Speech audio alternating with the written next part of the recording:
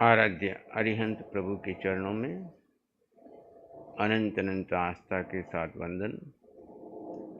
शासनपति श्रमण भगवान महावीर स्वामी के चरणों में अनंत अनंत आस्था के साथ वंदन। जिन शासन देव, जिन शासन माता को नमन। आत्मज्ञानी सद्गुरुदेव युग प्रधान आचार्य भगवान के चरणों में अनंत अनंत आस्था के साथ वंदन। आत्मप्रिय निशांत मुनि जी, शाश्वत मुनि जी, आत्मार्थी साधक साधिकाओं, तत्वार्थ सूत्र का वर्णन चल रहा है, जिसमें हमने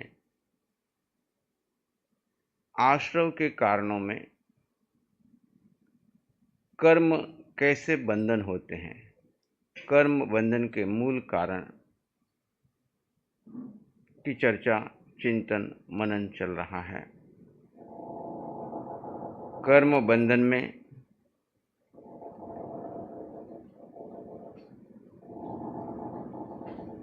आठ कर्मों का वर्णन चल रहा है कि किन किन कारणों से कर्म बंधन होते हैं।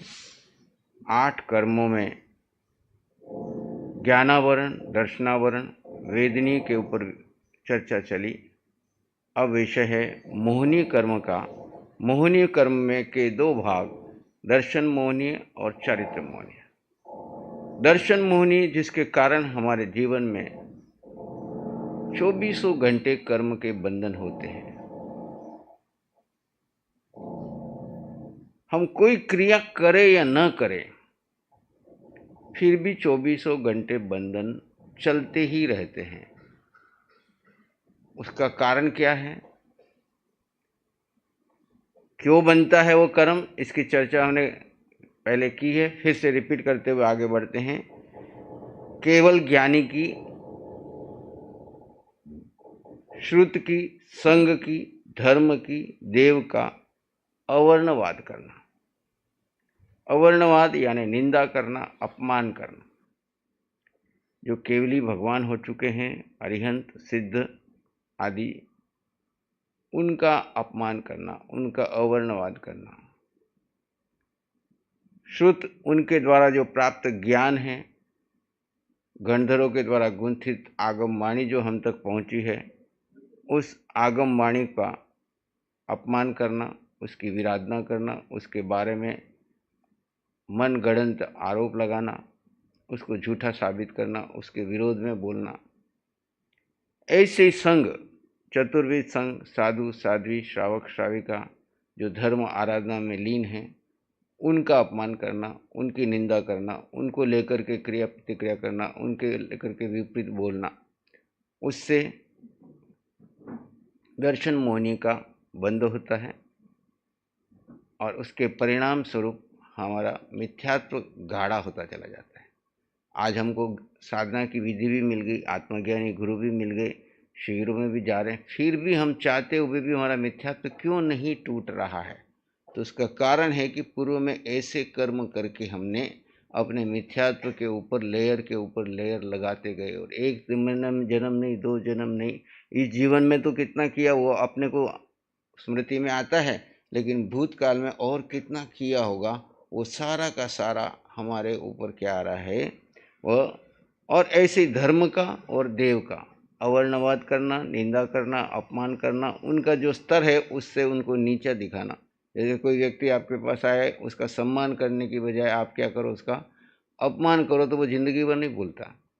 सम्मान करो न करो चलेगा, सम्मान करो न करो चलेगा, लेकिन अगर आप उसका अपमान कर दो तो उसको वो कभी भूलता नहीं। सम्मान को फिर भी भूल जाएगा, लेकिन अपमान को वो ऐसे ही हमने जन्मों जन्मों में ऐसे ही बैठे बैठे मजाक में, अज्ञान में बातें करते, इधर उधर की चर्चा करते, 4 लोग बैठ करके 10 लोग मिल गए, हाँ में हाँ मिलाते रहे, कराते रहे, अनुमोदना करते रहे, अच्छा बुरा करते रहे, और हमने अपने मिथ्यात्व के ऊपर क्या कर लिया, ये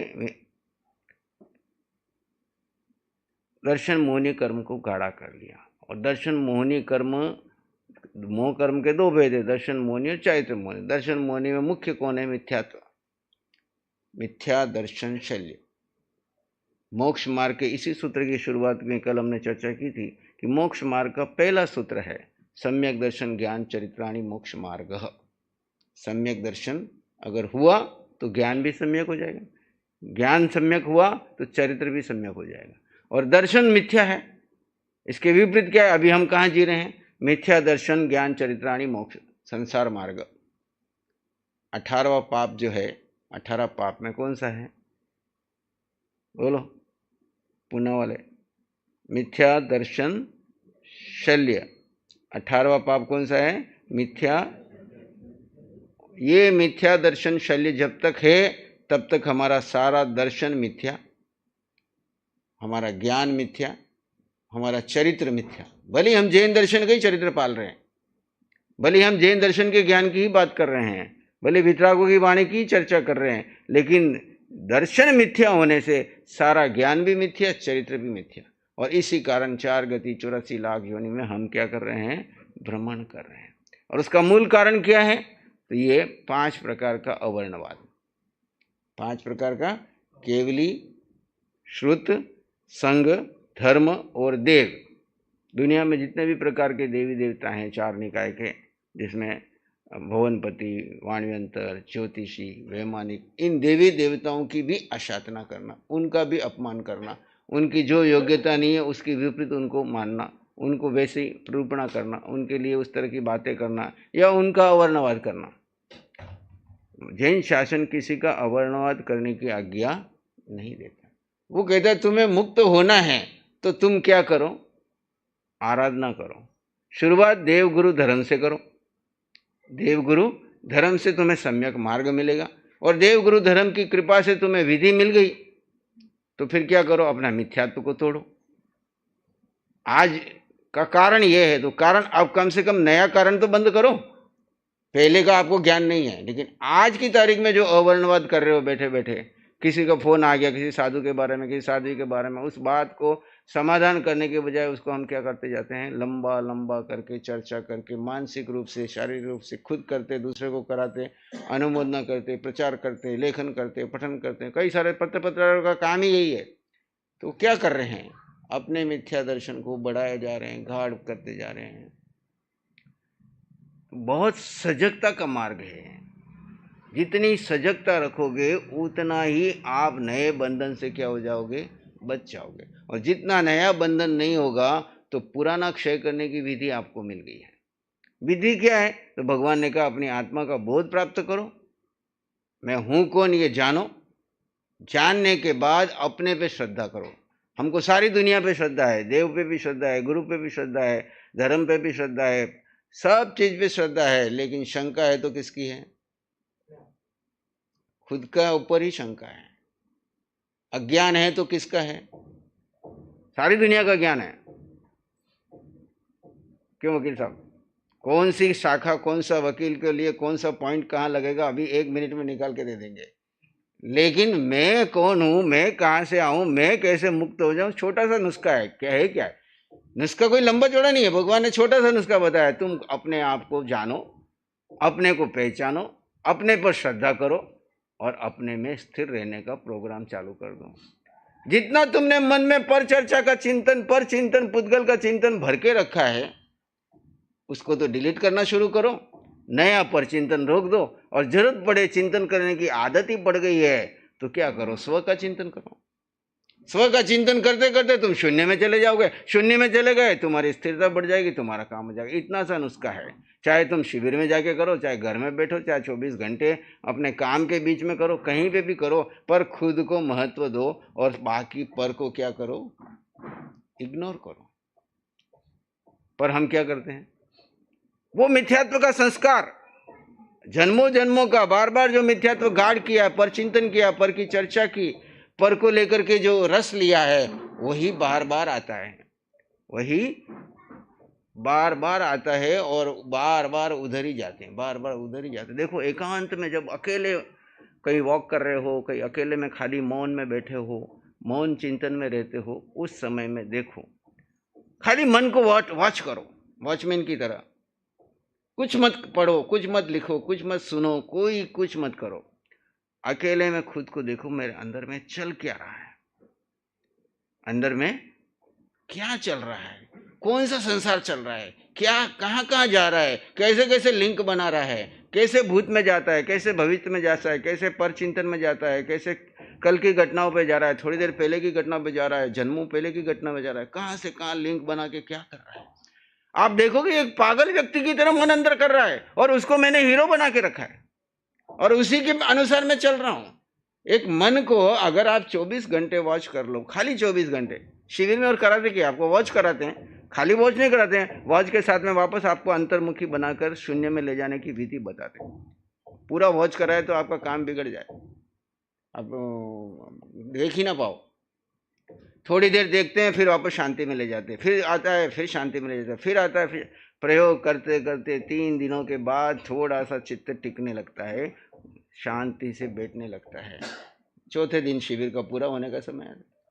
और जो 10 दिन के लिए प्रयोग कर रहे हैं वो गहराई में जाते हैं, 4 दिन के बाद भी वो लगे रहते हैं, 6 दिन 10 दिन, 10 दिन के बाद फिर जब बाहर निकलते हैं, फिर धीरे धीरे 10 दिन का प्रयोग, 10 दिन तक तो प्रभाव रहता है, धीरे धीरे चारों तरफ मिथ्यात्व का संसार, फिर मन, फिर बुद्धि, फिर पुराना और नया, फिर यही आदतें पुरानी वापस धीरे धीरे जागृत हो जाती है और फिर हम डूब जाते हैं।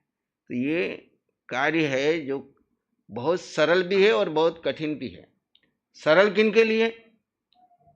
सरल उन लोगों के लिए है जो इसको महत्व देंगे, मुख्यता इसको देंगे और 24 घंटे इसके पीछे लग जाएंगे कि मुझे मन को खाली करना है, मन में नया पर चिंतन नहीं करना है, पुद्गल का चिंतन नहीं करना है। करूंगा तो जीव का करूंगा, करूंगा जिनवाणी का पठन पाठन करूंगा तो भक्ति करूंगा, लेकिन पर का चिंतन, पुद्गल का चिंतन, पराय का चिंतन में समय नहीं खूंगा, नया बंधन नहीं बांधूंगा, वो तो आगे निकल जाएगा।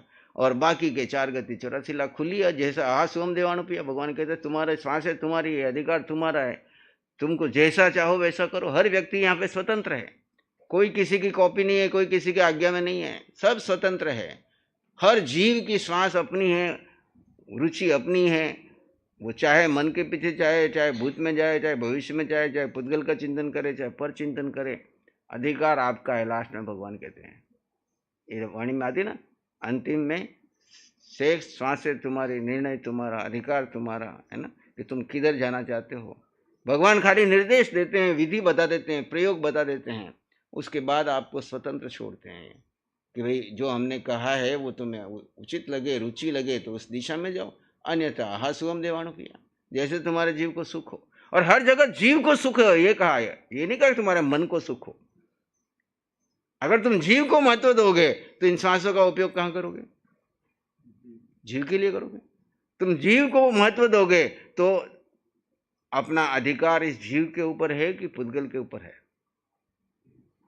बोलो, जीव का अधिकार जीव पे है या पुद्गल पे है? मन पे है।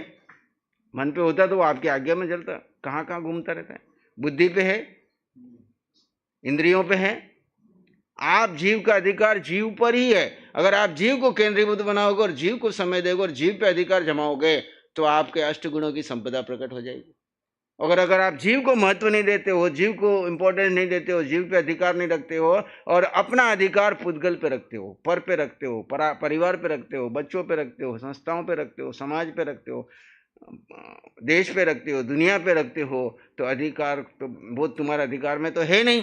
तुम जबरदस्ती उनके ऊपर अतिक्रमण कर रहे हो और अंत में पश्चाताप करोगे और कर्म का ढेर लेकर के जाओगे कि मैंने ये सब कर्म बांध दिए, किसके भी निमित्त बनाए। आगे का जो सूत्र है वो इसी से रिलेटेड है, महत्व का है कि कैसे कर्म के बंधन होते हैं। दूसरा का पहला हो गया दर्शन मोहनी। भरत महाराज को इतने परिग्रह में भी केवल ज्ञान कैसे हुआ? बोलो, परिग्रह कितना था उनके पास? उनके सामने आपके पास क्या है रविंदर जी, है ना?